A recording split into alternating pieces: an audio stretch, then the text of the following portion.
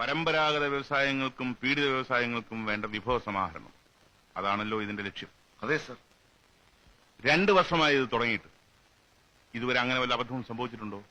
Sir, അല്ല, പരമ്പരാഗത വ്യവസായങ്ങൾക്കും പീഡിത വ്യവസായങ്ങൾക്കും വേണ്ട സഹായം എന്ന അബദ്ധം വല്ലതും സംഭവിച്ചിട്ടുണ്ടോ എന്ന്? ഇല്ല സർ. അല്ല, ഉണ്ട് സർ. ഞങ്ങളുടെ ഗ്രൂപ്പ് ഓഫ് സയന്റിസ്റ്റ് ഇപ്പോഴും കശുവണ്ടിയെ കുറിച്ചും കയറിനെ കുറിച്ചും റിസർച്ച് ചെയ്തുകൊണ്ടിരിക്കുകയാണ് സർ. ഓഹോ.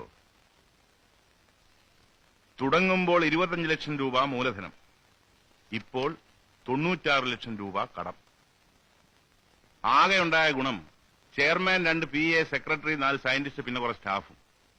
അവർക്കൊക്കെ ഒരു ജോലിയില്ലാതെ 2 വർഷം ശമ്പളം, പിന്നെ കുറെ ധൂർത്തു.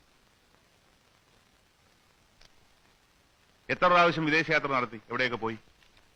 അത് 2 പ്രാവശ്യം റഷ്യ, 1 പ്രാവശ്യം ചെക്കോസ്ലോവാക്യ, പിന്നെ അമേരിക്കയും യൂറോപ്പും ഓരോ പ്രാവശ്യം. ഭംഗിയായി നടത്തി, വിത്ത് ഫാമിലി. അതെ സർ.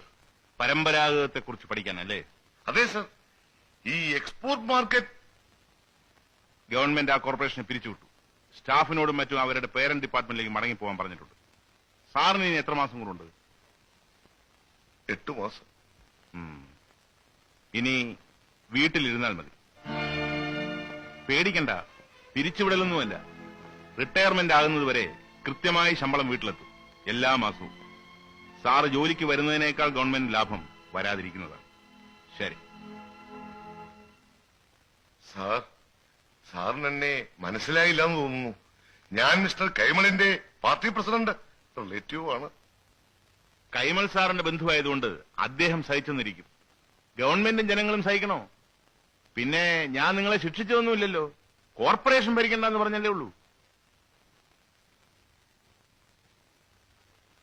കുറച്ചു കൂടിപ്പോയി. ഇത്രയും വേണ്ടായിരുന്നു. നീ അടുക്കള ഭരിച്ചാൽ മതി. ഏറി വന്നാൽ ഈ ഡൈനിങ് ടേബിൾ വരെ.